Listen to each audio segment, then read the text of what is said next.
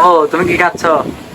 হ্যাঁ, এই যে আমরা টাকার জন্য ভাত খেতে পারতেছি না দুপুরে, তার কারণে এই যে আমার বউ এই কে এই কি বলে ডাইনিস আর কলা খাওয়াচ্ছি না। সমস্যা নাই। আমরা আজকে আর্থিক অবস্থা আমাদের অনেক খারাপ, কালকে ভালো দিতে পারে, ঠিক আছে? ঠিক ঠিক বলছি আমি।